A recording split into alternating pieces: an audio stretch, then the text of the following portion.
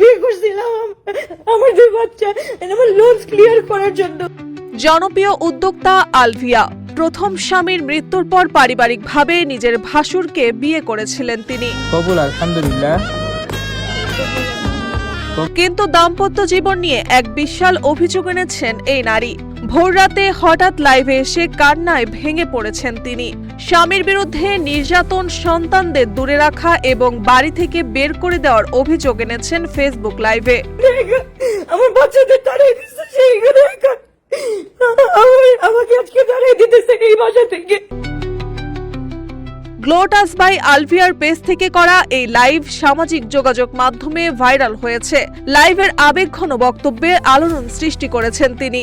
তারা কোনো মীমাংসাতে না এসে আমাকে বিয়ে করতে বলছে, আমি বিয়ে করছি। লাইভে কান্নাজড়িত কণ্ঠে নিজের ব্যক্তিগত জীবনের নানা অভিযোগ তুলে ধরেন আলভিয়া। তার দাবি, বিয়ের পর থেকেই তার স্বামী বিভিন্নভাবে তার উপর মানসিক ও শারীরিক নির্যাতন চালিয়ে আসছেন। শুধু তাই নয়, তার সন্তানদেরও তার কাছ থেকে আলাদা রাখা হচ্ছে বলে অভিযোগ করেন তিনি। আমার বাচ্চাদের এই হাল হতে হয়, আমার বাচ্চাদের আমার নানার বাসায় থাকতে হয়, তাহলে আমার কি বলার আছে বলেন। সাম্প্রতিক সময়ে তাদের বিয়ের জাঁকজমকপূর্ণ আয়োজন দেখেও নানা ধরনের মন্তব্য করেছিলেন নেটিজেনরা। তবে আলভির তোলা এসব অভিযোগ নিয়ে তার স্বামীর কোনো ধরনের বক্তব্য পাওয়া যায়নি। আপনারা যদি আমাকে সাইকো বলেন আমি সাইকো, আপনারা যদি আমাকে ফ্রড বলেন আমি ফ্রড।